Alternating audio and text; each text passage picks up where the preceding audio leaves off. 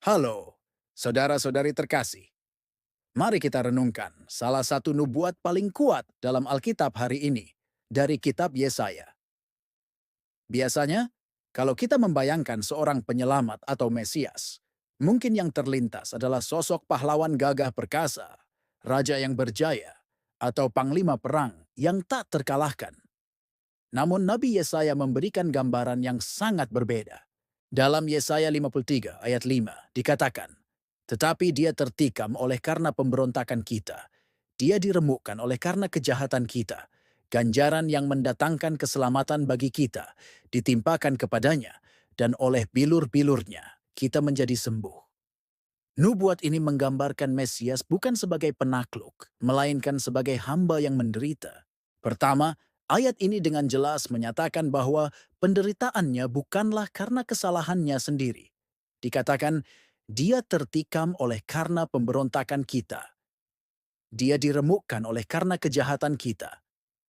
Yesus, sang hamba yang dinubuatkan ini, menderita untuk menanggung dosa-dosa manusia.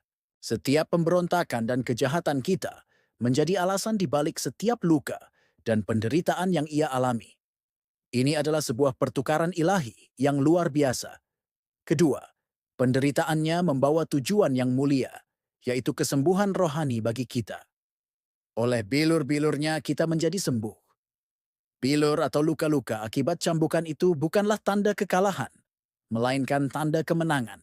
Melalui luka-lukanya, hubungan kita dengan Allah yang rusak karena dosa dipulihkan.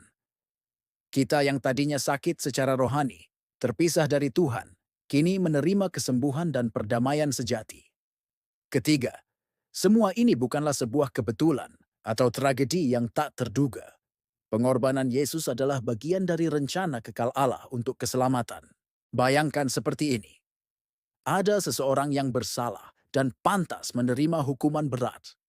Namun, datanglah pribadi lain yang tidak bersalah, lalu berkata, "Biar saya yang menggantikan hukumannya." Itulah yang Yesus lakukan bagi kita. Ia secara sukarela menanggung hukuman yang seharusnya kita terima, agar kita bisa bebas. Ratusan tahun setelah Yesaya menuliskan nubuat ini, Yesus Kristus menggenapinya secara sempurna di kayu salib. Ia benar-benar tertikam. Tangan dan kakinya dipaku, lambungnya ditombak. Namun semua itu bukan karena dosanya, sebab ia tidak berdosa. Ia menanggung semuanya karena kasihnya yang begitu besar kepada kita. Penderitaannya membuka jalan bagi kita untuk menerima pengampunan, pemulihan, dan hidup baru di dalam Allah.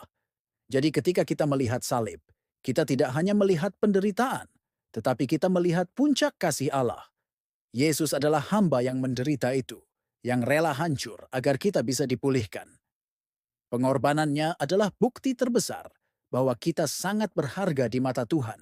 Bagaimana penderitaan Kristus ini menjadi sumber kekuatan dan penghiburan dalam hidup Anda? Terima kasih sudah merenung bersama hari ini. Jika konten ini memberkati Anda, jangan lupa untuk like, bagikan, dan subscribe channel ini agar kita bisa terus bertumbuh bersama dalam iman. Sampai jumpa di video selanjutnya. Tuhan memberkati.